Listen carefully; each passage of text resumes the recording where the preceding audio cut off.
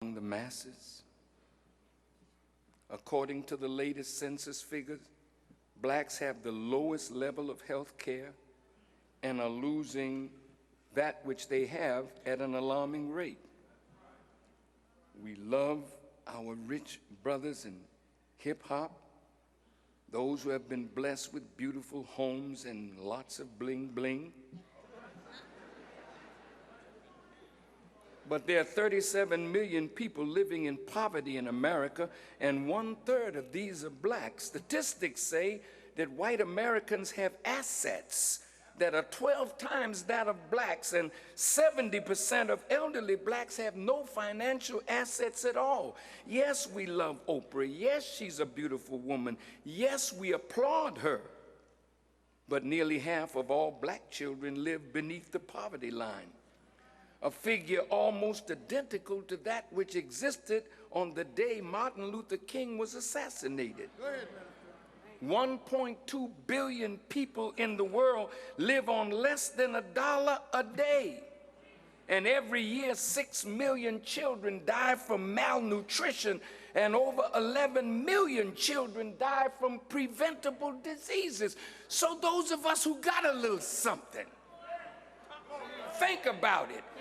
P. Diddy may have his own clothing line and a great Manhattan address, but far more blacks are moving into America's prisons than into the middle class. Blacks are incarcerated in America at 4 times the incarceration rate of blacks in South Africa during the apartheid era.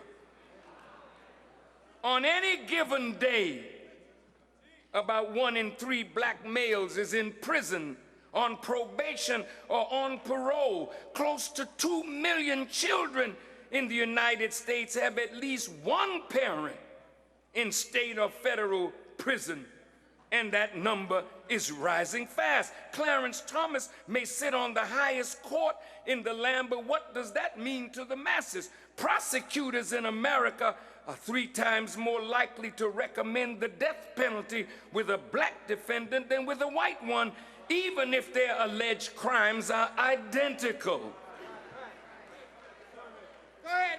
4 in 10 inmates on death row are black.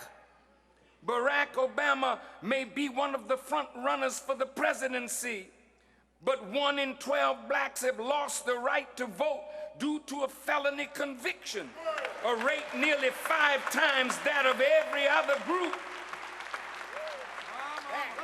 And frankly, the rise of blacks in political office from about 100 in the 60s to nearly 10,000 today has happened simultaneously with the rise in the rates of black unemployment, prison incarceration, poverty, illiteracy, and AIDS infection. So where the hell is the power?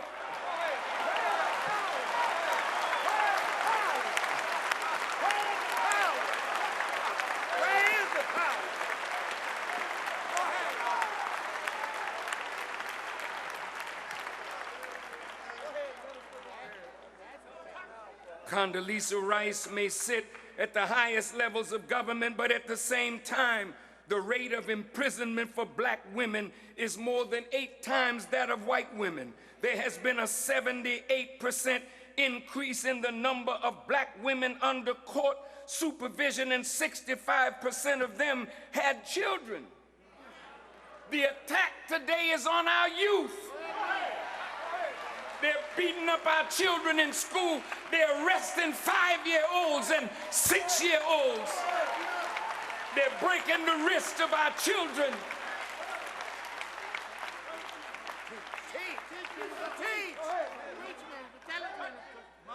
Their attack is against hip-hop, against the culture, against the blacks that are becoming strong, that have influence over white children. 80% of white children buy hip-hop records. Yes, sir.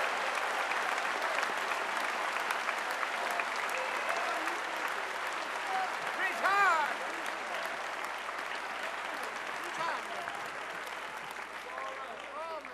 Bob Johnson of BET may be a billionaire who now owns a sport franchise. Unfortunately, when he gave up BET,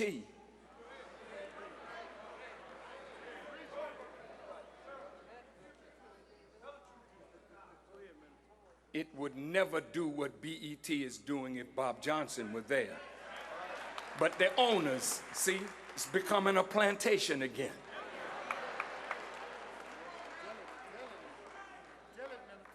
And you can't fight that because you want to keep your little job.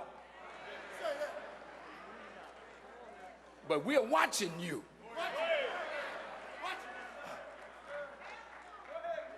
They've taken over everything.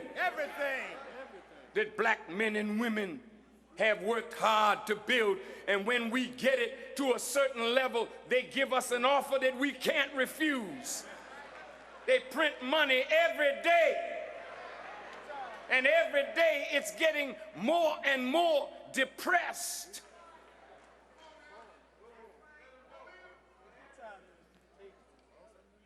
Bob Johnson may be a billionaire, but the number of college-age black males in prisons and jails in the United States is greater than the number of black males enrolled in higher education.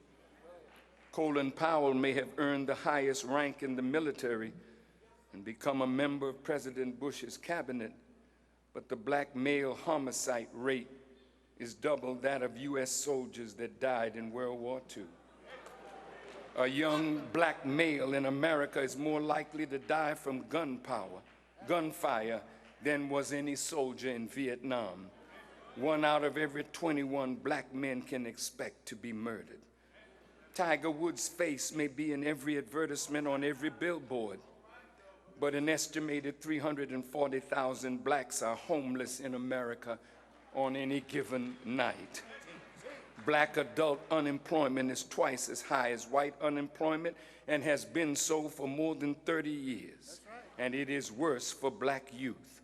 We see our great actors on TV and the movies playing black professionals in dramatic roles, and blacks are dramatically underrepresented in most professions outside of sports and entertainment.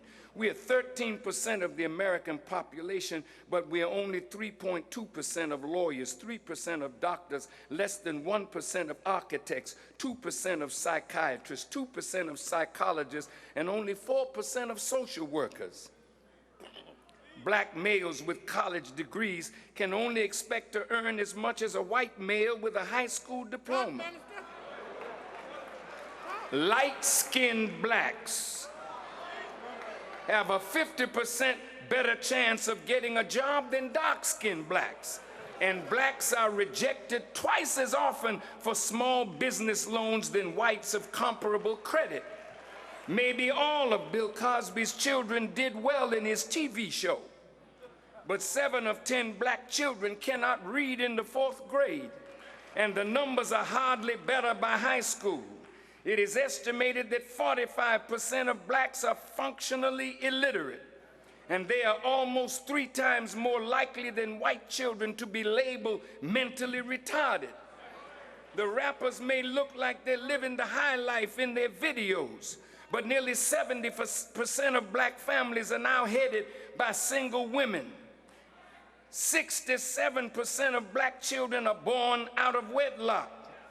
And the pregnancy rate of our young girls is twice that of whites, and blacks account for 41% of all abortions.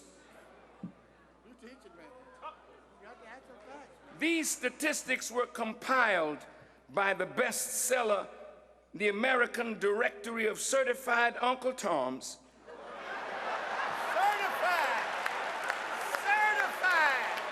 which is published by the Council of Black Internal Affairs.